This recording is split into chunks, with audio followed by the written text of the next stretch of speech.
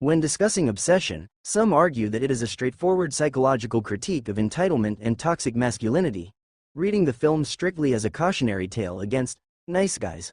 Although this position may appear reasonable because utilizing supernatural horror merely to preach a moral lesson about consent overlooks the oversimplification of narrative ambitions. The argument also assumes it explores the terrifying, desperate lengths of male isolation and the psychological abyss of obsession, despite the antagonist not suffering any of those issues, but insecurity, naivete, and faint-heartedness. Therefore, a closer examination of obsession reveals that the love-struck wishmaker is viciously misunderstood.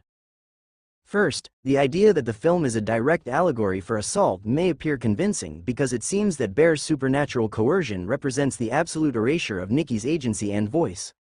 However, this idea overlooks the one-wish Willow not operating as a tool of conventional abuse, but as an absolute corruption of reality that imprisons both characters, which demonstrates that Bear is not an analog for a predator. Furthermore, the idea misses the psychological tragedy of the supernatural mechanism itself because Bear is not depicted as a calculating abuser executing a plan, but rather, as a pathetic, broken figure caught in a Faustian trap of his own making.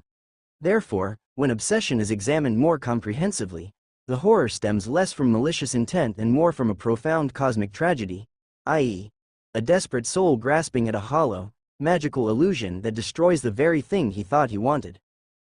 Second, the idea that Bear never loved the real Nikki may appear convincing because he seemingly chose instead a hollow projection might support that he valued her body as a trophy rather than her actual soul.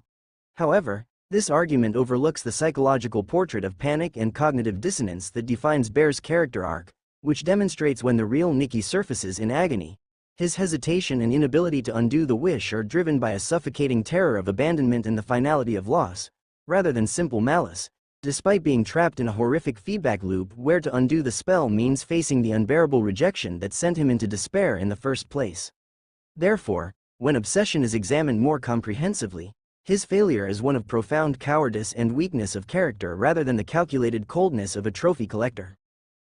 Third, the idea that the director intentionally reshot scenes to make Bear unlikable may appear convincing because many audiences see him strictly as a delusional villain rather than a tragic romantic. However, this argument overlooks that reshooting may have been implemented to clarify the moral boundary of the story, demonstrating that stripping Bear of all complexity risks turning a nuanced psychological horror into a simplistic morality play. Furthermore, the claim ignores the most compelling horror villains and other tragic figures often occupy a gray space, because many audiences recognize real human flaws amplified to a monstrous degree.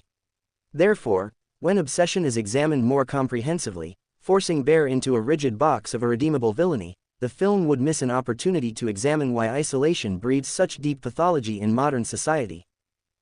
And fourth, Bear weaponizing his self-pity and insecurity may appear convincing because some individuals who view loneliness as an injustice might be capable of immense cruelty. However, this argument overlooks Bear's desperate plea, i.e., "What's so bad about being with me?" which demonstrates the authentic, albeit toxic, vulnerability behind the question rather than calculated weaponry.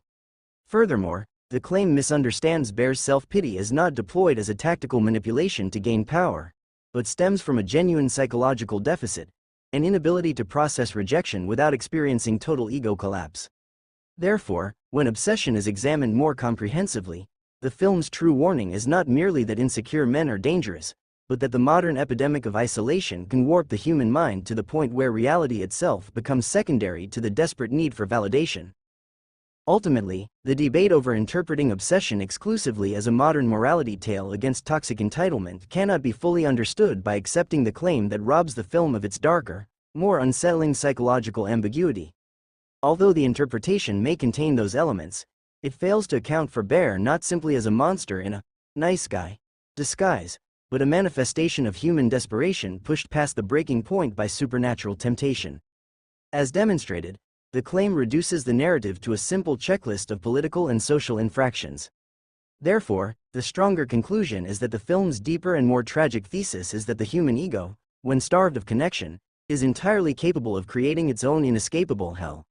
By recognizing these details, discussions of what obsession is truly about can move beyond what certain audiences want it to be toward a truer and deeper understanding.